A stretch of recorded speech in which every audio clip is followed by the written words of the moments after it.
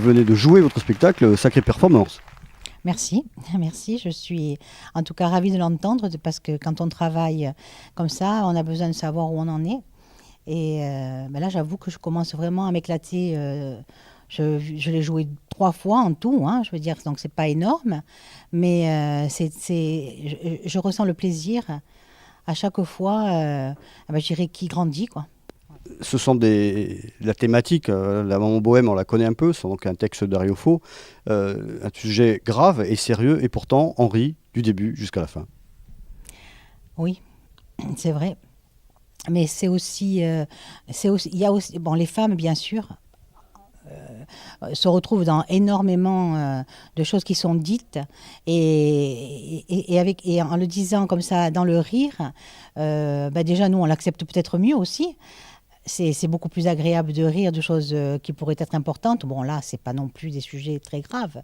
On ne parle pas de la violence sur les femmes, on ne parle pas de ce genre de choses. On parle surtout d'une espèce de soumission, je dirais, et d'une éducation qui fait que notre vie de femme, parfois, peut être lourde. Moi aussi, je travaillais 8 heures, tout comme lui, à la différence de taille. C'est comme moi, quand je rentrais à la maison, je travaillais encore 80 heures. Bah oui. Le ménage, le repassage, les courses, la cuisine, faire les lits. Lui, non.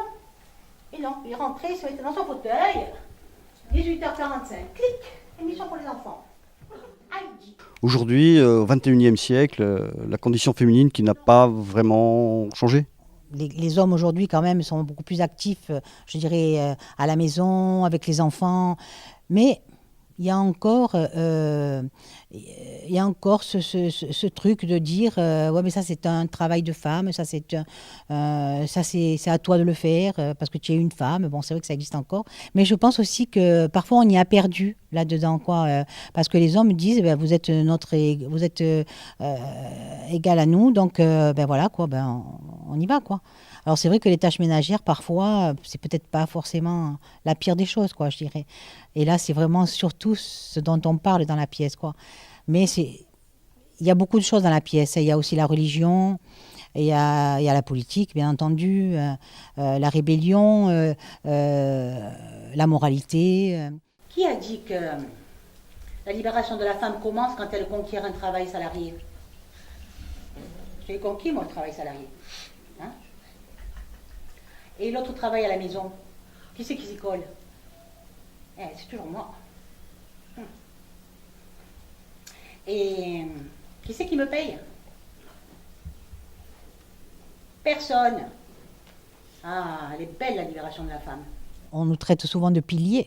Je ne sais pas, bon, je fais partie d'une génération, je crois, où encore on était éduqués comme ça, où c'était normal. Je veux dire, c'était normal d'être le pilier de la maison, quoi. Mais bon, comme je vous disais tout à l'heure, je pense aussi que maintenant, quand même, ça a changé un petit peu, quoi. Mais pour ceux qui n'ont pas changé, pour ceux qui ont toujours les mêmes idées, c'est bien qu'ils viennent voir la pièce. C'est intéressant pour eux. Je parle surtout aux hommes, là, pour le coup.